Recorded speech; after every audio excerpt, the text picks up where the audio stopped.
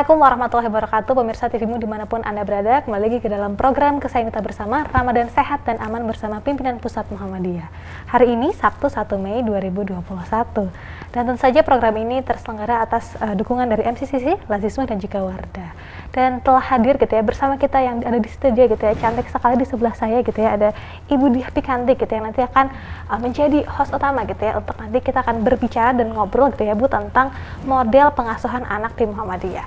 Tentu saja kita tidak hanya berdua begitu ya Bu Diah, kita sudah terhubung melalui telekonferensi bersama dengan Bapak Insinyur Sularno MSI selaku Ketua Majelis Pelayanan Sosial PP Muhammadiyah. Assalamualaikum Pak Sularno. Assalamualaikum. Waalaikumsalam warahmatullahi wabarakatuh. Mbak Diah, Mbak Yaya, apa kabar? Kabar baik, alhamdulillah. Bapak, iya. Baik, Mbak Yaya, ini hari ini alhamdulillah kita masuki Ramadan ke-19 ya. Betul, Insya Allah.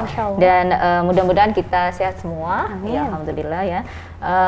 Hari ini hal yang menarik Mbak Yaya terkait dengan kondisi realitas di masyarakat kita dan mengingat bahwa dalam satu kandungan dalam Al-Quran surat ke-107 yakni surat Al-Ma'un bahwa umat Islam itu dianjurkan untuk memperhatikan. Betul. Tapi tidak hanya sekadar memperhatikan, juga membantu terhadap terhadap fakir miskin, orang-orang yang terlantar dan orang-orang yang membutuhkan. Betul. Dan salah satunya Mbak Yaya, ini terkait dengan tema yang menarik di sore hari ini tentang bagaimana model pengasuhan anak di Muhammadiyah. Nah, telah hadir bersama kita Bapak Insinyur Sularno MSI. Mari sapa bersama. Assalamualaikum Pak Sularno. Waalaikumsalam warahmatullahi wabarakatuh. Baik, alhamdulillah Bapak, tema kajian di sore hari ini sangat menarik Bapak tentang bagaimana pola pengasuhan atau model pengasuhan anak di Muhammadiyah. Mengingat saat ini juga kita tahu Bapak bahwa pengasuhan anak itu kalau di panti itu kan ada yang panti, ada yang non panti. Mungkin nanti juga Bapak akan bisa menjelaskan terkait dengan hal tersebut. Baik Bapak, untuk waktunya disilahkan untuk pemaparannya. Terima kasih Mbak Diah, Mbak Yaya. Assalamualaikum warahmatullahi wabarakatuh. Waalaikumsalam warahmatullahi wabarakatuh. Alhamdulillah, alhamdulillah wa syukrulillah. La haula wa la quwata illa billah. Asyhadu an la ilaha illallah wahdahu la syarikalah wa asyhadu anna Muhammadan abduhu wa rasuluh. Allahumma sholli wa sallim wa barik ala nabiyyina Muhammadin wa ala alihi wa sahbihi wa man tabi'ahu bi ihsanin amma ba'd. Bapak Ibu, para pemirsa TV-mu yang berbahagia dimanapun Bapak Ibu berada, alhamdulillah sore hari ini kita masih bisa bersilaturahim sekalipun kita melalui virtual. Tapi alhamdulillah kita masih sehat walafiat sampai dengan puasa Ramadan yang hari yang ke-19 ini. Berkaitan dengan pengasuhan anak di model pengasuhan anak di Muhammadiyah ini Mbak Diah, Mbak Yaya. Sejarah panjang Muhammadiyah ini dari tahun 1921 Kiai Haji Ahmad Dahlan itu sudah mendirikan AUMSOS namanya Amal Usaha Muhammadiyah Sosial. Yang tadi Mbak Yaya sudah sampaikan, sudah dibuka bahwasanya untuk menolong para fakir miskin, anak-anak terlantar, anak-anak yatim piatu. Sampai hari ini berkembang luar biasa berkaitan dengan panti asuhan di Muhammadiyah Aisyah ini luar biasa. Ya, sampai dengan hari ini itu yang sudah terdata, karena kami masih tetap terus kita mendata untuk membuat database panti asuhan itu. Yang sudah terdata itu 578 panti asuhan. Nah, berkaitan dengan itu Mbak, ada model pengasuhan di kita ini, di Muhammadiyah dan Aisyah ini, itu ada model pengasuhan anak yang ada di dalam panti, dan ada model pengasuhan anak yang di luar panti, yang sekarang ini bisa dikenal dengan namanya foster care, atau asuhan berbasis keluarga. Yang paling utama itu berbasis keluarga. Apakah boleh ada asuhan di luar keluarga? Boleh, yang namanya orang tua asuh. Tapi yang paling utama kalau di luar panti itu yang diutamakan adalah keluarga terdekat Mbak Yaya. Keluarga terdekat itu bisa paman, bisa kakek, bisa bule, bisa siapa saja. Yang penting itu adalah keluarga terdekat kalau orang tuanya sudah tidak ada. Tapi kalau orang tuanya masih ada dan masih komplit, itu bisa diasuh di dalam keluarga. Tapi bagaimana caranya? Kan selama ini orang menitipkan anak di panti itu kan karena berbagai persoalan. Ada persoalan ekonomi yang paling utama, ada juga persoalan kondisi keluarga orang tuanya. Maka inilah yang harus di-assessment kita bersama, terutama oleh panti-panti. Kalau itu asuhan keluarga, itu tetap dikelola oleh panti. Jadi kalau di luar sana asuhan keluarga, santunan panti. Nah, kalau asuhan keluarga murni tidak santunan panti, tentunya panti asuhan memiliki tugas yang sangat berat. Ke depan panti asuhan memiliki tugas yang sangat berat karena harus ada assessment, baik itu assessment pihak yang pengasuh, sekalipun itu keluarga dekat, harus ada assessment dari kita supaya anak-anak itu nanti tidak terlantar. Kemudian kalau di Indonesia ini, terutama di kita di Muhammadiyah ini, jangan sampai ada yang mengatakan, oh kalau gitu foster care itu nanti akan menutup panti asuhan. Tidak. Jadi dengan adanya foster care itu tidak mudah membalikkan telapak tangan di Indonesia ini. Kalaupun masih ada keluarganya, kadang-kadang juga sangat tidak mudah untuk mengembalikan anak itu di keluarga. Maka panti asuhan itu di Muhammadiyah Aisyah sampai hari ini tuh masih sangat eksis. Karena memang sudah begitu panjang sejarahnya, orang sangat yakin dan sangat percaya, trustnya itu terhadap panti asuhan Muhammadiyah Aisyah. Termasuk donatur-donatur itu sampai hari ini tuh pemikirannya adalah kalau tidak anak ada di panti, itu biasanya donatur itu tidak begitu suka kalau memberi sesuatu tidak ada anaknya. Nah, gitu. Jadi masih tetap di panti itu masih tetap ada seperti itu, tetapi dari Undang-Undang Perlindungan Anak bahwasanya anak adalah yang paling aman dan nyaman diasuh oleh keluarga. Baik itu keluarga inti maupun keluarga terdekat ataupun orang tua asuh. Sekalipun itu juga tidak mudah, sehingga pola asuhan Muhammadiyah Aisyah itu masih tetap mengacu pada itu, Mbak. Baik, Bapak mohon maaf, kita jeda dulu. Ya, okay. Pemirsa tetap bersama kami sesaat lagi di Ramadan Sehat dan Aman bersama Pimpinan Pusat Muhammadiyah.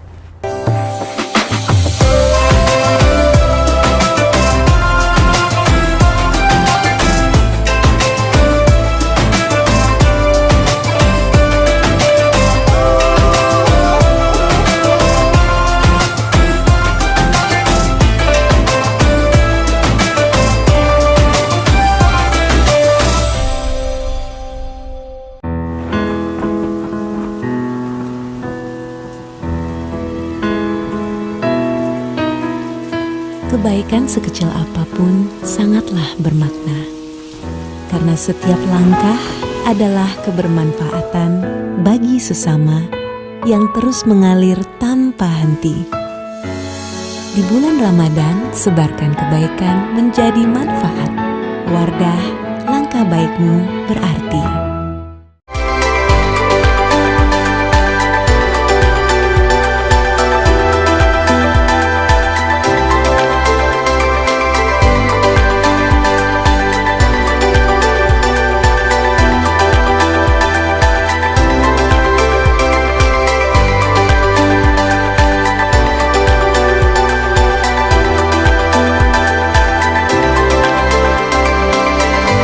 BR UAD.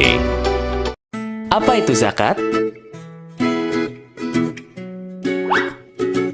Menurut bahasa, zakat atau al-zakat adalah suci, tumbuh, berkah, dan terpuji. Menurut istilah, zakat adalah ibadah wajib yang dilaksanakan dengan memberi harta sendiri kepada orang yang berhak menerimanya. Apa itu zakat penghasilan dan zakat harta? Zakat penghasilan dapat dilakukan apabila penghasilan tersebut telah mencapai nisyab dan telah haul masa 1 tahun. Sedangkan zakat harta adalah zakat yang dikeluarkan tiap tahunnya. Sekarang membayar zakat lebih mudah dengan aplikasi Lazismu.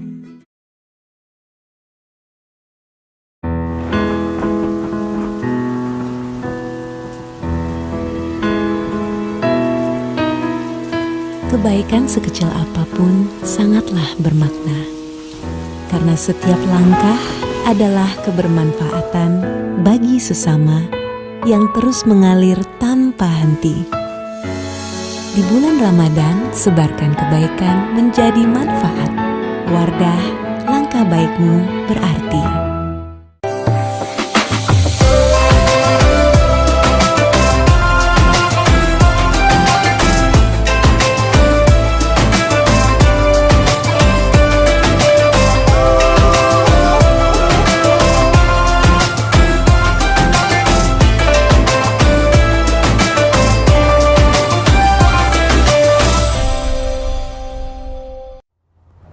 Pemirsa, Anda kembali lagi bersama kami di Ramadan Sehat dan Aman bersama pimpinan Pusat Muhammadiyah, dan tentu saja kita masih dengan Pak Sularno dan juga Bu Diah, dan tadi kita sudah sempat berbicara gitu ya Bu tentang bagaimana kemudian model pengasuhan anak di Muhammadiyah itu sudah ada sejak lama begitu ya Bu ya. Nah, mari kita lanjutkan Ibu obrolannya dengan Pak Sularno. Baik, terima kasih. Alhamdulillah. Bapak menindaklanjuti tadi ya Pak, dan meneruskan kaitannya dengan apa yang tadi Bapak sampaikan terkait dengan gerakan orang tua asuh Pak. Gerakan orang tua asuh yang seperti apa sih sebenarnya yang dilakukan atau diupayakan oleh Majelis Pelayanan Sosial sebagai salah satu lembaga yang concern di tentang kesejahteraan sosial anak ini? Monggo Bapak untuk pemaparannya. Matur nuwun Mbak Diah. MPSPP Muhammadiyah itu merupakan salah satu anggota Family for Every Child dunia.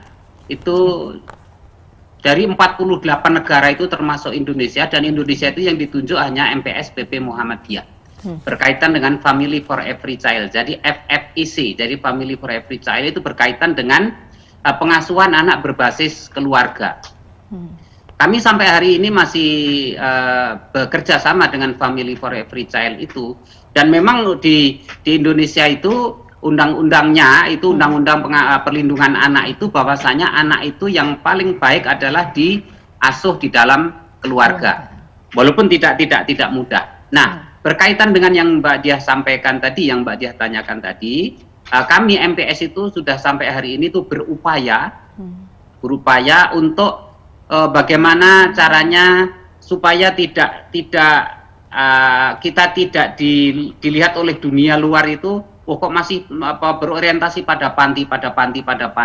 Maka kami hari ini itu membuat pilot project kerjasama dengan Family for Every Child itu di 4 panti. Yang pertama adalah Panti Bayi Sehat Bandung, kemudian yang kedua Panti Kuncup Harapan Bandung, yang ketiga Panti Asuhan Darul Ilmi Depok, dan yang keempat adalah Panti Asuhan Nanggulan. Kulon Progo. Ya. Itu karena termasuk bagus sekali di Kulon Progo itu karena pelaporan keuangannya sangat-sangat bagus, sehingga semua donatur itu bisa melihat bagaimana uang kita masukkan, kemudian berapa uangnya, dananya bisa dicek melalui online. Jadi ini luar biasa. Sehingga yang pilot project ini 4 ini terus kita pantau Mbak. Kita pantau terus jangan sampai nanti ini justru contoh ini nanti akan menjadi persoalan. Jadi persoalan asuhan keluarga itu Mbak tidak mudah karena harus ada assessment. Ada assessment dari panti. Maka dengan adanya asuhan keluarga ini atau orang tua asuh ini, itu justru tugasnya panti asuhan itu malah menjadi tambah dan tidak berkurang. Justru malah menjadi tambah berat. Maka nanti pengasuh dan pengurus panti itu harus kita drill, harus kita training supaya bisa menjadi orang-orang yang mampu menilai. Menilai siapa? Menilai calon-calon orang tua asuh, menilai orang tua yang nanti akan anaknya itu akan diasuh kembali. Dan menurut pengalaman saya di luar sana itu ternyata untuk mendapatkan asuhan anak itu, sekalipun itu keluarga, kalau ternyata keluarganya sangat tidak mampu, itu juga tidak mudah. Jangan sampai nanti justru anak itu bersama dengan keluarganya, bersama dengan orang lain itu malah ada eksploitasi anak. Apalagi di Indonesia itu sangat terkenal, namanya pekerja anak itu yang paling hebat mungkin di Indonesia. Yang paling banyak. Maka MPS itulah yang dikhawatirkan. Maka assessment itu harus betul-betul Nah, contohnya begini, kalau umpamanya saya mau mengasuh anak, Mbak. Saya mau mengasuh anak, saya datang ke panti asuhan. Tidak serta-merta panti asuhan akan memberikan anak itu. Karena harus di-assessment keluarga saya. Saya, istri saya, apalagi saya sudah punya anak. Kalau saya sudah punya anak, itu tidak begitu mudah kita akan melepaskan anak itu diasuh oleh seseorang itu. Karena apa? Justru nanti jangan sampai orang tuanya yang mau, anak kandungnya yang tidak welcome terhadap anak asuh itu. Ini yang sangat berbahaya. Demikian juga orang yang belum punya anak. Nah, yang belum punya anak ini juga tidak serta, oh ini udah berapa puluh tahun tidak punya anak, kemudian kita serahkan. Oh tidak semudah itu. Karena justru orang yang belum pernah punya anak itu justru penilaian kita harus jauh lebih jeli. Karena bagaimana dia akan mengasuh anak selama ini dia belum pernah pengalaman mengasuh anak.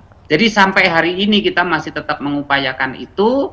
Maka penguatan di panti itu, pengasuh dan pengurus panti itu betul-betul itu harus kita berikan pemahaman dan kita tingkatkan ilmu pengetahuan berkaitan dengan asuhan dan penilaian terhadap orang lain itu, supaya nanti kita melepas anak ke orang tua asuh itu tidak salah, salah sasaran.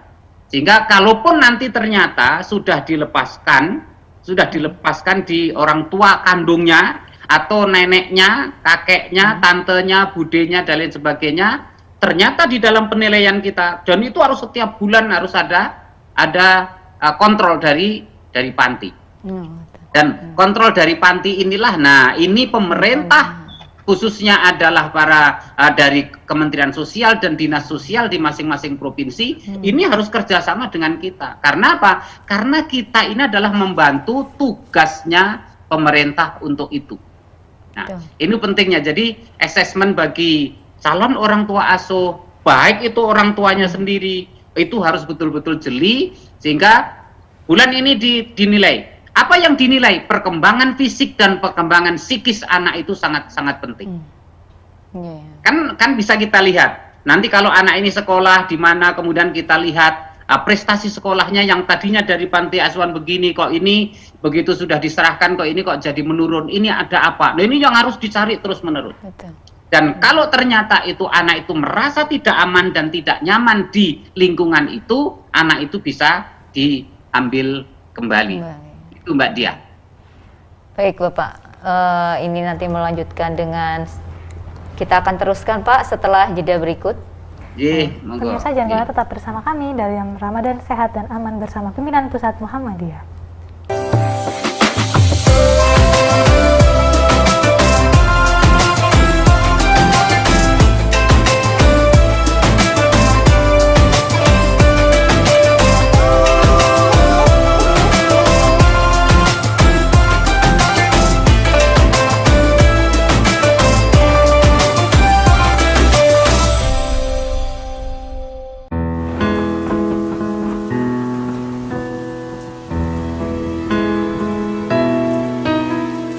Kebaikan sekecil apapun sangatlah bermakna, karena setiap langkah adalah kebermanfaatan bagi sesama yang terus mengalir tanpa henti. Di bulan Ramadan, sebarkan kebaikan menjadi manfaat. Wardah, langkah baikmu berarti.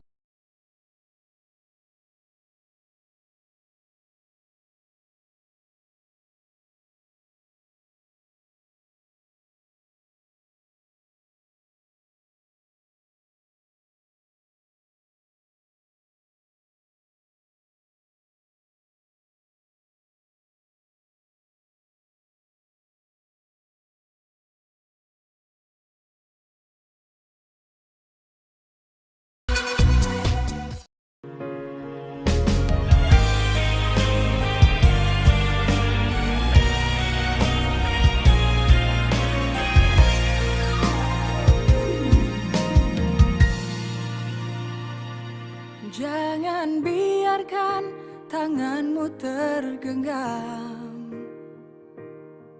Bukalah, mari bergandeng tangan, berbagi kepada sesama yang membutuhkan dan perlu bantuan. Di tangan-Mu Allah memberi rezeki agar mengalir kepada hamba lainnya lewat zakat, infak dan sedekah. Maka tangan-Mu akan menjadi berkah. Lazis-Mu selalu siap membantu, salurkan amanah sesuai yang dituju, menebar kebaikan, memberi kemaslahatan, membangun umat capai kesejahteraan. Bersama Lazis-Mu memberi untuk negeri, aksi bersama kepada sesama, berbagi kebahagiaan dalam bimbingan Islam, jadikan Indonesia berkemajuan.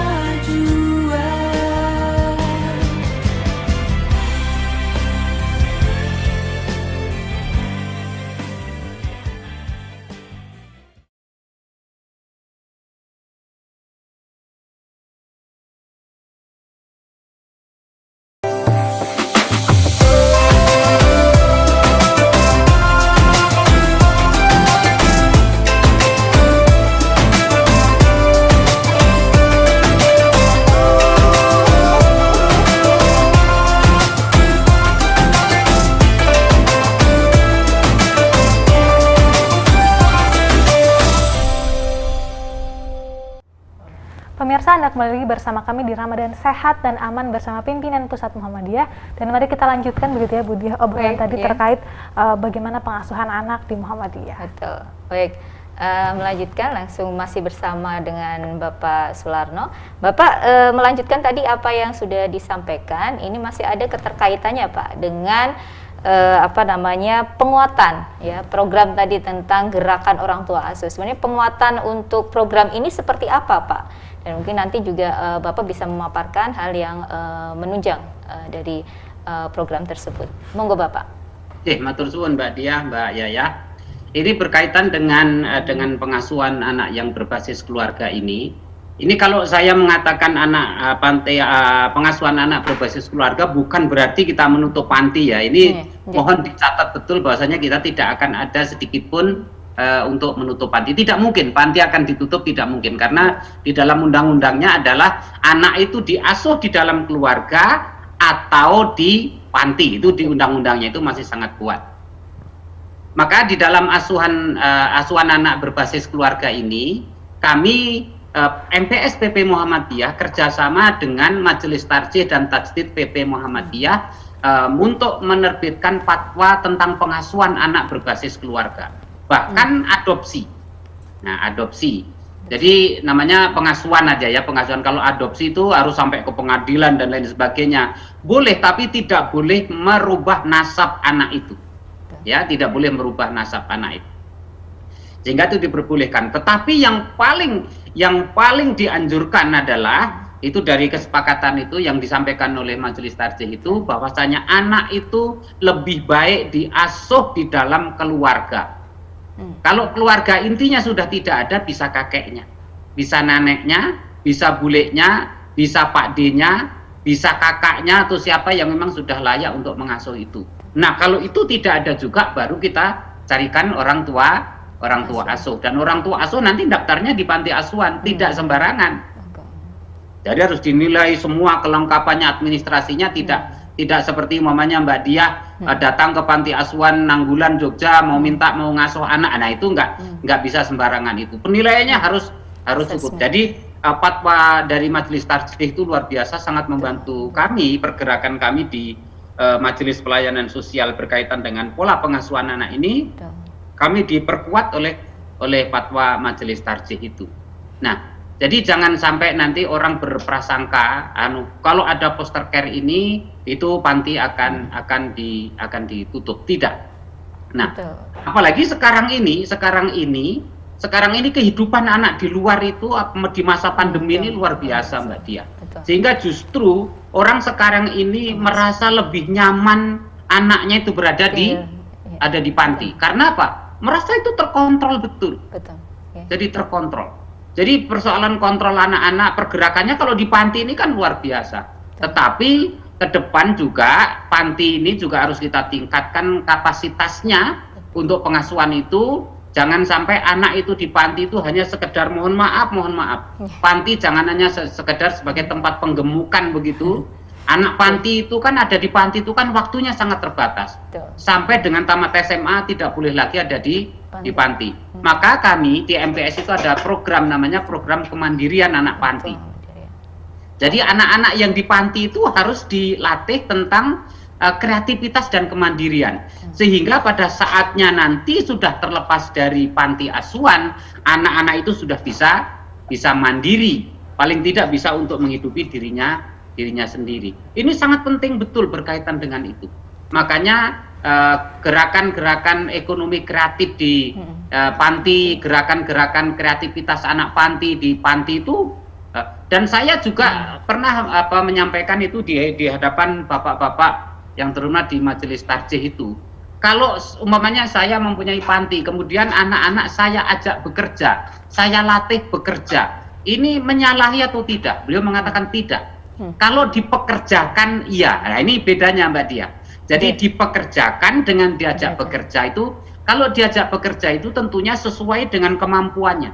Betul. Ya, sesuai dengan kemampuannya. Umpamanya ya diajak latihan bersih-bersih di lingkungan segala macam. Nah, kecuali memang panti asuhan bayi sehat lah, itu ya nggak mungkin lah, itu akan diajak bekerja, itu justru malah akan sangat menyalahi. Jadi ini pentingnya begitu, sehingga nanti pada saat anak itu sudah terlepas dari asuhan panti, paling tidak nanti bisa menjadi pengasuh juga di situ, punya keterampilan yang bisa paling tidak bisa untuk menghidupi dirinya sendiri, ataupun kalau sudah hidup di tengah-tengah masyarakat itu tidak bingung, ya, tidak bingung. Itu Pak Sudipyo Markus pernah mengatakan janganlah panti itu menjadi tempat menggemukan saja, tidak. Dan sekarang ini banyak sekali hal-hal yang di kreativitas di panti-panti itu banyak sekali, Mbak Dia, Mbak Yayah, yang untuk memajukan panti itu kreativitas ekonominya juga begitu. Baik, Bapak, mohon untuk memberikan closing statement-nya, Pak, sekalian Ya. untuk. Ya. Baik, Mbak Dia, sebagai akhir dari apa yang saya sampaikan ini, kalau di negara Indonesia ini ada dulu di zaman Orde Baru itu ada namanya GNOTA, Gerakan Nasional Orang Tua Asuh. Bagaimana kalau di Muhammadiyah ini nanti akan kita galakkan namanya GMOTA, jadi Gerakan Muhammadiyah Orang Tua Asuh. Ini saya rasa itu akan sangat luar biasa berapa banyak anggota Persyarikatan Muhammadiyah ini yang menyebar dari Sabang sampai Merauke. Kalau ini ada gerakan GMOTA, Gerakan Muhammadiyah Orang Tua Asuh, rasanya kita tidak akan sangat kesulitan untuk mengembalikan anak itu diasuh di tempat keluarga yang sangat aman dan nyaman. Intinya Mbak Dia, Mbak Yayah, Bapak Ibu para pemirsa TV-mu yang kami hormati, mari kita semua adalah menempatkan anak itu adalah di tempat yang aman dan nyaman bagi anak-anak kita itu. Mari kita berikan senyum kepada anak-anak itu, supaya anak-anak itu nanti setelah keluar bisa senyum kepada orang lain. Kita berikan contoh kepada anak-anak kita, jangan sampai pengasuh ini tidak pernah menebar senyum kepada anak-anak, karena kalau kita tidak pernah menebar senyum kepada anak-anak, jangan harap anak-anak di luar nanti akan bisa senyum dengan orang lain.